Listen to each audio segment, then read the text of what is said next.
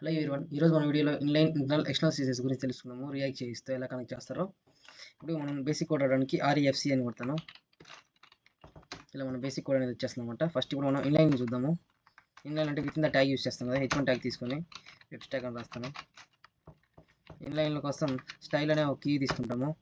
ఈ curly బ్రేసెస్లో double curly braces తీసేసుకొని మనకి బ్యాక్గ్రౌండ్ కావాలంటే బ్యాక్గ్రౌండ్ అని ఇచ్చేసి కాలన్ పెట్టి డబుల్ కోట్స్లో కలర్ ఇస్తాం అనమాట. నెక్స్ట్ దీనికి కల్పిస్తున్నాను అవుట్పుట్.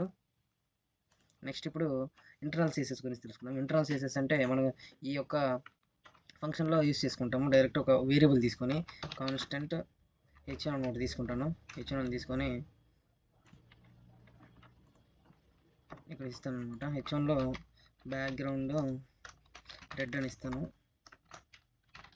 రెడ్ కామ కలరు బ్లూ అని ఇస్తాను. ఇలా కలర్ బ్లూ ఇస్తాను. నెక్స్ట్ దీన్ని మనం మన H1 ట్యాగ్ ఇంకో H1 కాకుండా లేదా H2 ట్యాగ్ తీసుకొని H2 ట్యాగ్లో తెలుగు అని పెట్టేసి ఇక్కడ యూజ్ చేస్తాం అనమాట. దీనికి స్టైల్ అట్రిబ్యూట్ తీసుకుంటాము. ఈ స్టైల్ అట్రిబ్యూట్ తీసుకొని దీంట్లో డైరెక్ట్ H1 అని యూజ్ చేస్తాం అనమాట.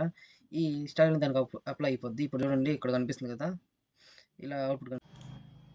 ఇంకా ఎవరైతే మన ఛానల్ సబ్స్క్రైబ్ చేయలేదో సబ్స్క్రైబ్ చేసుకోండి. పక్కనే ఉన్న బెల్ ఐకాన్ ఆన్ చేసుకొని మన వీడియోస్ ఎప్పుడు పెట్టినా మీకు నోటిఫికేషన్ అనేది వస్తుంది అనమాట. మన వీడియోస్ లైక్ చేయండి అండ్ షేర్ చేయండి. మీకు ఏమైనా డౌట్స్ వస్తే నాకు ఒకసారి కామెంట్ చేయండి వీడియో కిందన. ఇప్పుడు మనం ఎక్స్టర్నల్ సీసెస్ గురించి తెలుసుకుందాము. ఫస్ట్ ఎక్స్టర్నల్ సీసెస్ గురించి తెలుసుకోవాలంటే వెరిఫై తెచ్చుకోవాలి. కాబట్టి ఆల్రెడీ ఇక్కడ యాప్ డాట్ CSS అని ఉంది.